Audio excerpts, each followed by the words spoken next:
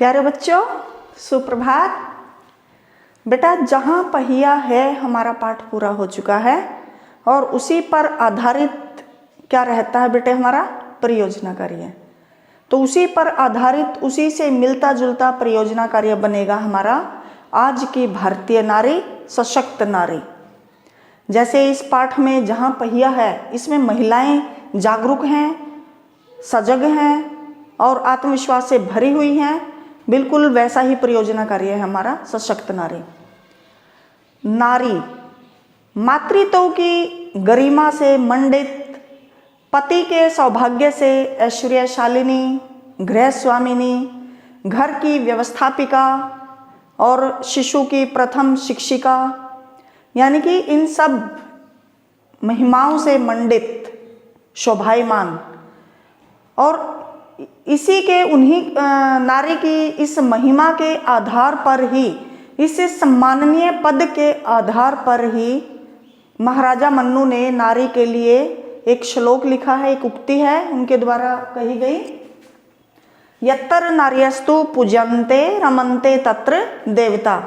अर्थात जहाँ नारियों का सम्मान होता है वहीं पर देवता का वास होता है, वहीं पर देवता रहते हैं, जहाँ उनको मान सम्मान दिया जाता है। तो बेटा, ये सब आदिकाल के अनुसार, यानी कि वैदिक काल में, आदिकाल में, प्राचीन काल में महिलाओं को, नारियों को सम्माननीय दर्जा प्राप्त था, उनका बड़ा मान सम्मान होता था।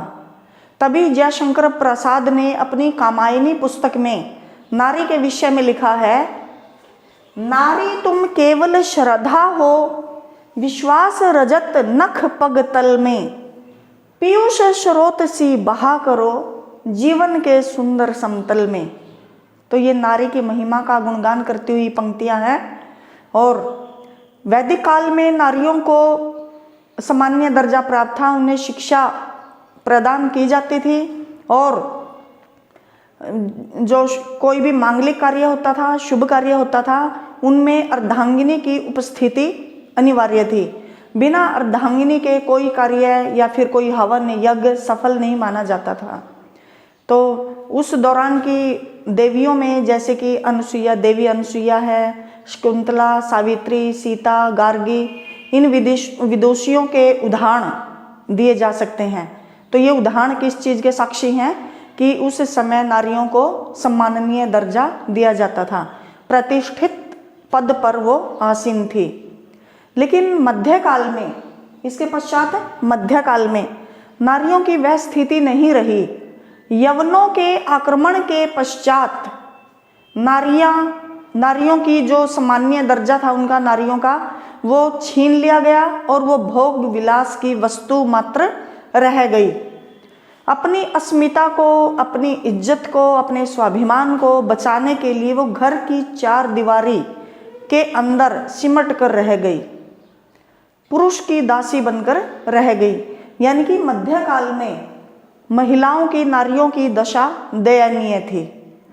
इसके पश्चात सभी समय एक जैसे नहीं रहते, समय समय परिस्थितियों में परिवर्तन आया और नारी की इस दयनीय स्थिति की ओर कई समाज सेवकों का ध्यान गया, जैसे कि राजा राम मोहन राय, स्वामी दयानंद सरस्वती।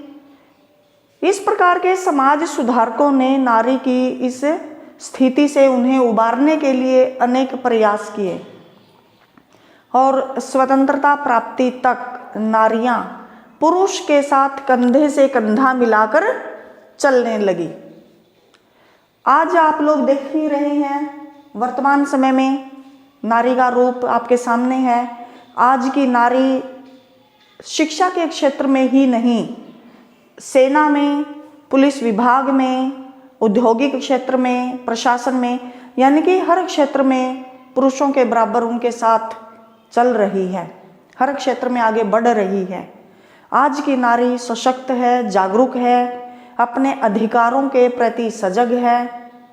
आज वो मात्र, जैसे मैथिली शरण गुप्त ने नारी के लिए अबला शब्द का प्रयोग किया है, तो आज की नारी अबला नहीं, पूर्णतया सबला है, समर्थ है, वो सक्षम है हर चीज में। आज की नारी दोहरी भूमिका निभा रही है। दोहरी भूमिका कैसे है बेटा? जैसे वो अपने परिवार के, अपने बच्चों के प्रति उत्तरदायित्व भी निभा रही है और साथ ही साथ अपने स्वाभिमान की, अपने स्वतंत्र जीवन की रक्षा भी किए हुए है, यानी कि वो नौकरी भी कर रही है। तो आज की भारतीय नारी हर क्षेत्र में आगे बढ़ रही है। तो ये आप सशक्त नारी पर एक छोटा सा अनुच्छेद लिखेंगे। धन्यवाद।